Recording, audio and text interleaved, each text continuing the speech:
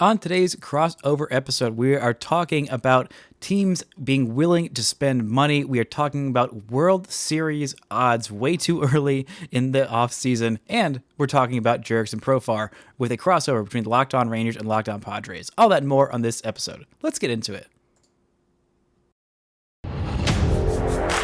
You are Locked On Rangers, your daily Texas Rangers podcast. Part of the Locked On Podcast Network, your team every day.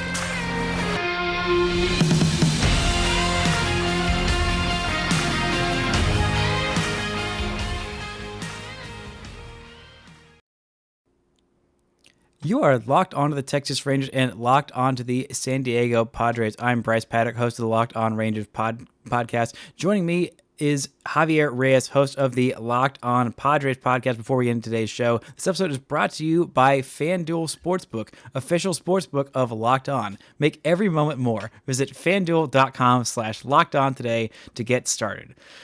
Javi, how are you doing today? I saw your wild gesticulations out of the corner of my eye while I was reading that intro. How you doing, buddy? I'm doing fantastic. Everybody, you can check me out on Twitter at Javapeno. You know how to do it. He spelled my @ slightly incorrectly if you're watching YouTube. Yeah, the P is supposed to be lowercase. Oh, well. It's okay, though. Because to be honest with you, it's endearing now, looking at it. It's the giant P. Look, I'm just saying that it should have been capitalized. That's more on you than it is on me.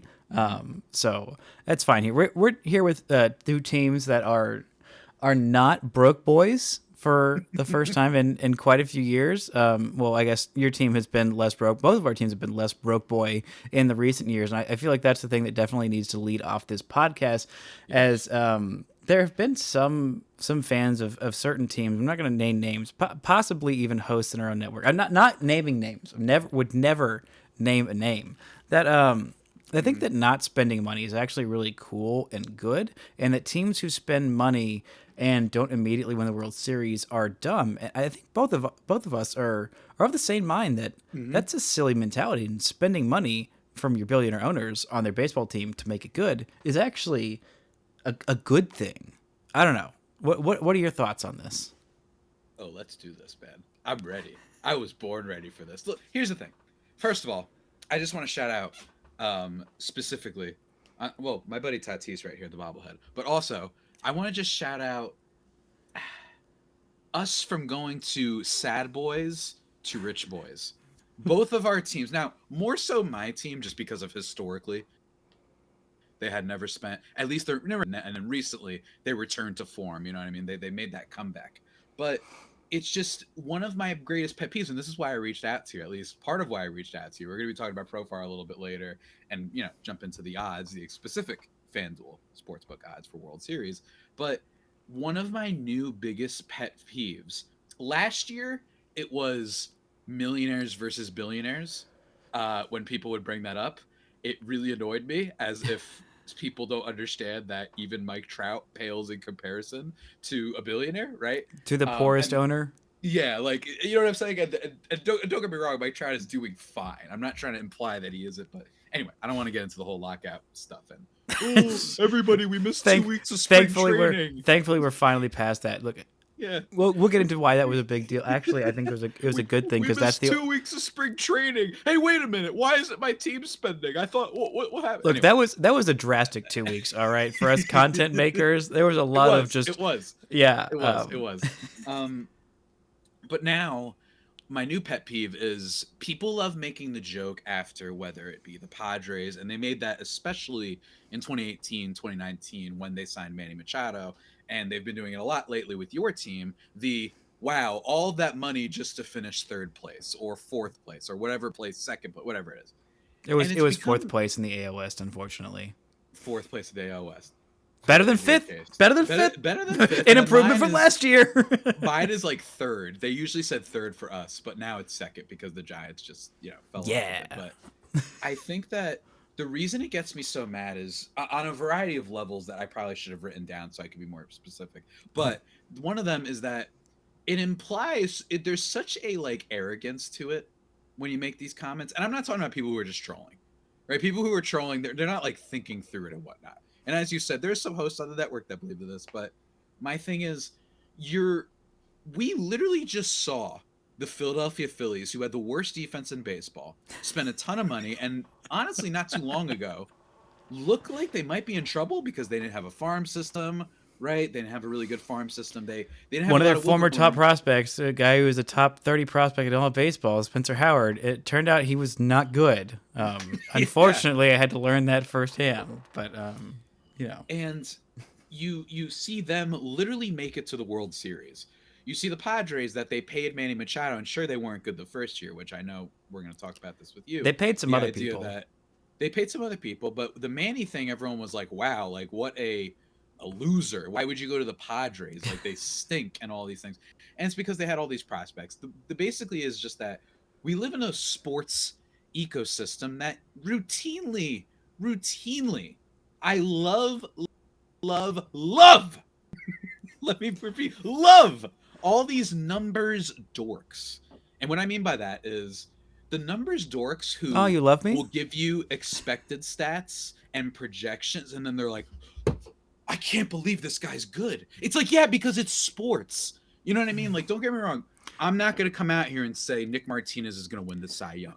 Oh, you never It's the know. people. It's the That's people who pretty think that unlikely. Martin Perez was like badly. Like, oh, his expected stats suck. I'm like, yeah, but he had like 196 innings and a sub Yeah. 3 ERA. Like, there was not a whole lot of people in baseball who did that. I don't care what his expected stats said. Like, he performed. Like, Yeah. you do it on the field, and the expected stats are fun and good and whatever. But like, yeah.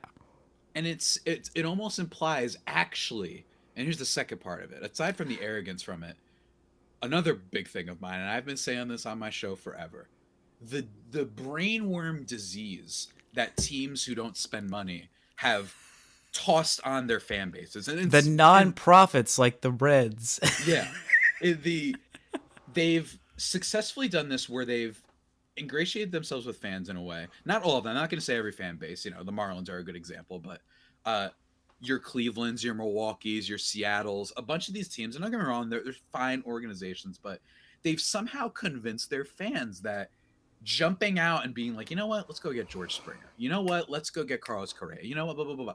That it's somehow not a good thing. And my issue with that is, yes, you need to build the farm. It's very important. It gives you wiggle room. That's how Padres have Juan Soto. That's how they have. I know they traded for Tatis, but he was basically a Padres prospect, right? It's very important. You had to build up but your farm with prospects like major leaguer. Was it James Shields? yeah, yeah, that's right. Love James Shields. Like a One of my washed favorite James Padres. Shields, so you can go Yeah, get a Fernando Tatis Jr. at age exactly. like 7 or whatever he was when he Yeah, I announced think in he the was trade. 7, actually. Yeah, it's crazy. He's actually still like 10 right now. It's crazy. Oh, They speaking of, I don't know if you saw the one of the greatest comments I've ever had. A Rangers fan, or I'm assuming, commented on a recent video just out of nowhere. I did not even mention Tatis or the Padres, but he just commented these four hashtags. Hashtag Tatis to Texas. Hashtag we tried this the easy way. Now we are doing it the American way.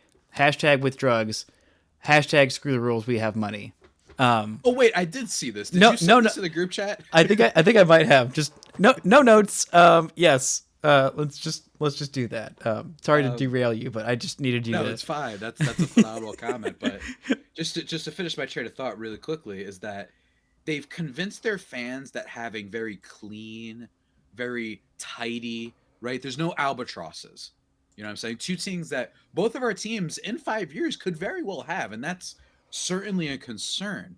But it implies that there's not any weaknesses almost with only building up your farm and only trying to find the cheap, high value guys. You know what I mean? And there is a lot of value into that. Jake Cronenworth is huge. Ha-Seong Kim is huge. You need those tertiary sort of players that balance things out. You can't only spend. Let me be very clear, because we have seen, courtesy of the New York Yankees, that won't always necessarily work. But my issue is that it's just like, guys, Cleveland ain't been to the World Series since like Beverly Hills Cop came out. Well, they You know, bid, they won. Milwaukee has They been blew to a the World 3-1 Series. lead. The Cleveland did Oh, blow I'm a 3-1 sorry. lead in Won 2016. a World Series. My Yeah, apologies. Thank you very much. Wait. Milwaukee hasn't been to a World Series since the first RoboCop came out.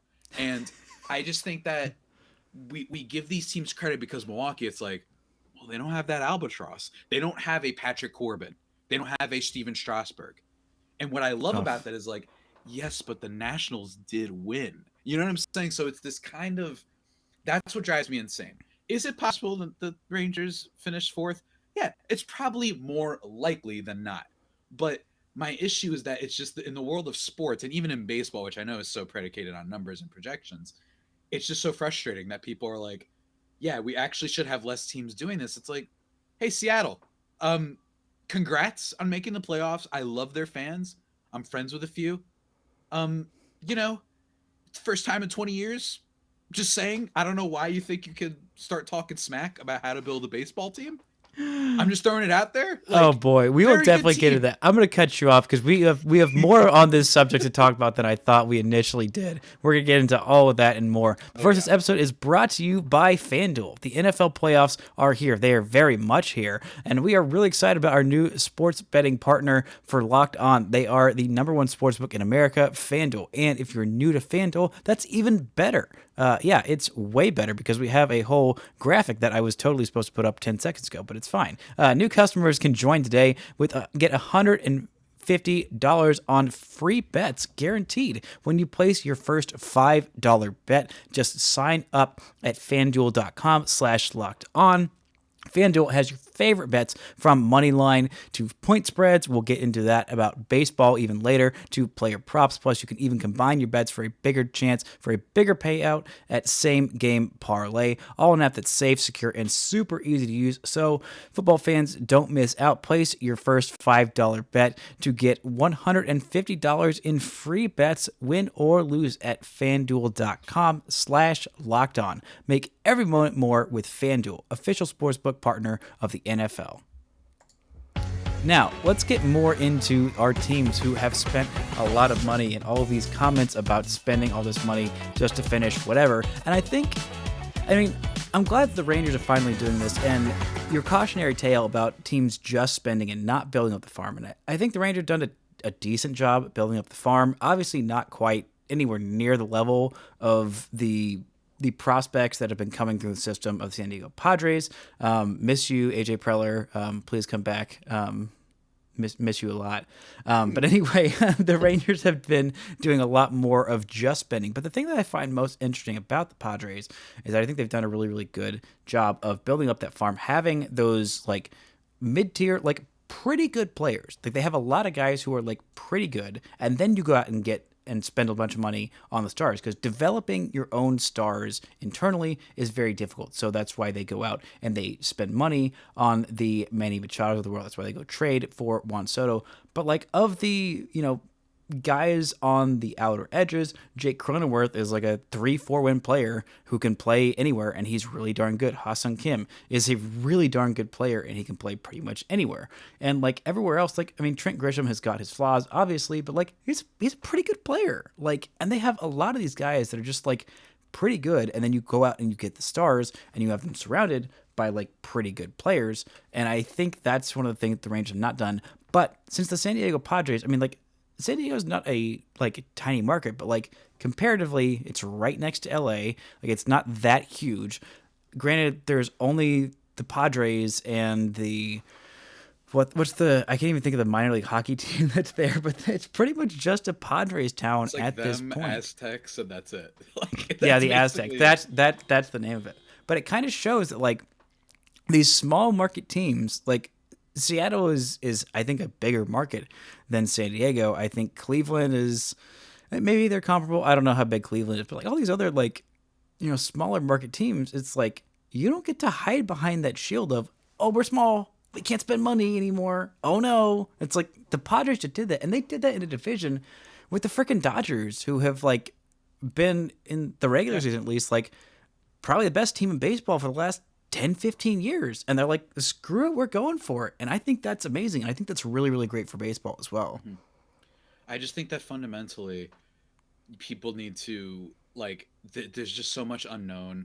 There's so much that's uncertain that when you're making fun of these teams that they're just going to finish third, you're implying that it's better to just sit there and do nothing and hope that you get the next Tatis out of your farm system. And I just think I think that's a mistake. I really do. And I think that there's a lot of teams in baseball that look, let me tell you something. I'm going to say it.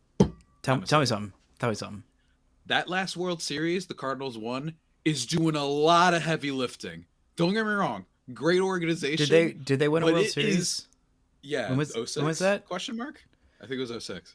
Yeah, it was 06. It definitely wasn't 2011 because that did not happen. That was when the Rangers won the World Series. Everyone knows this. Nelson Cruz was defensively substituted, and he That's why I caught said 06. and Andy Chavez caught a ball on the warning track. That like it could have been real problems for Nelson Cruz had Ron Washington not made the brilliant move to sub him out. So yeah, we're in my own headcanon now. I feel like I'm Robin Williams and Good Will Hunting. It's okay. No, it's okay. No, it's not your it's fault. fair. It's You're fair. okay. There's no Cardinals fans on the podcast. We don't have to talk about it. I'm just throwing it out there. Cardinals, they won that World Series in 06, not 2011, in 06. Mm-hmm. Yes. They're really using that as an excuse to literally not spend on a single pitcher since I was in high school. You know what I mean? Like, it's actually kind of insane. Dude, I can't believe, like, everyone Adam Wainwright, we're ready to go. Dude, I mean, 57-year-old Adam Wainwright, like 1 foot in the grave. I can't believe that more teams. I know, I get the Mets being like weird, like whatever. Like apparently they just didn't like Jacob deGrom, and like, I mean, sure. I mean, I get not liking your two-time Cy Young homegrown, superstar with the best stuff on the planet. Like whatever. If you want to go get an old man Justin Verlander to replace him, whatever. That's your prerogative. But like other teams, like especially the Cardinals, who like are in a crap division with a bunch of like bums who don't try hard, and like have got two of the best corner infielders, two of the like top 5 corner infielders in all of baseball for like pennies on the frickin' dollar in trades, and like have a bunch of like really great offensive players. Like you didn't want to go spend money on Jacob deGrom? Like you couldn't do 5 years, 185? There's no reason you couldn't. There's absolutely no reason you could have. Like couldn't have. And it boggles my mind, man. And like I really, not only for my own mental health and seeing like a really good baseball pitcher, the first one since Yu Darvish, be on the Texas Rangers and doing good things, but I hope that everyone feels really stupid if like deGrom is actually like really healthy for like most of this contract. Everyone's going to look so incredibly stupid. The Mets especially, I don't wish bad things on them, but like everyone's going to look really stupid for like overthinking it. Like this guy's insane. When he's on the mound, he's insane. And like he had 2 hurt seasons in like a 10-year career. But anyway, all of this, I feel like we should get into some odds. FanDuel has some odds about the World Series, and our teams have different odds. I will give you that. I know that's shocking. Predict yourselves.